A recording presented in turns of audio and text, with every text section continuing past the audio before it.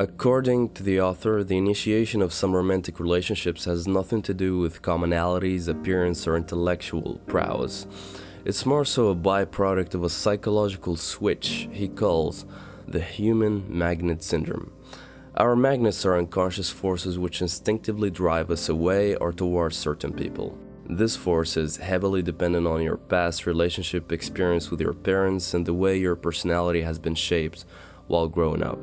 The human magnet syndrome overrides even how much the two of you had shared of yourselves. Some people had silent dates with very few words and knew little about each other, but ended up in a long-term relationship regardless. It's experienced as two people unable to hold themselves from each other. You're forced to go with the flow, follow your heart in this new encounter, despite all red flags and promises to oneself to avoid past relationship mistakes. This has nothing to do with shared interests. Your magnet is activated by the mere presence of the other person. Some call it chemistry, and likewise its absence will make you feel repulsed from others. Like a lottery ticket, from this experience emerges amazing couples and stay together, but unstable ones as well who'd been blinded by a mystical energy that trapped them with a narcissistic partner. They realize this only during the breakup. Some never do, and still remain attracted regardless of abuse. The best advice to give is fight any initial heightened infatuation for the sake of gauging the other party quite rationally. Realistically assess your prospective partner's compatibility. And by compatibility, I don't mean stupid things like, does he or she enjoy the same music?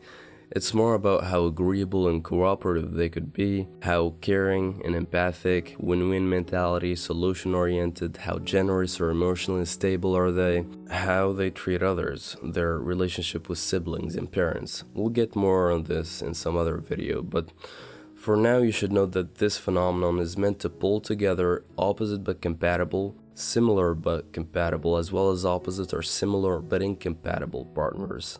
You never know what you're dealing with until too late. It's all subconscious. The author describes it as the most powerful phenomenon in the dating world. So powerful, it makes attraction automatic.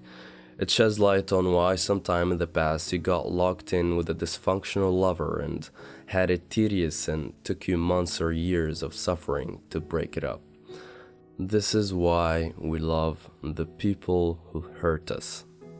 Let this be an introduction to the book. In a sequel, I explain the unconscious mechanics that play behind this phenomenon so you better understand its workings of how, when, and why it happens.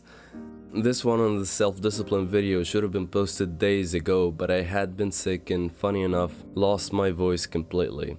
I'm happy to be back on the channel again. I inform you that some of my greatest work is coming up with a new series of analysis on Jungian psychology. This time, we dive into the collective psyche. Stay tuned.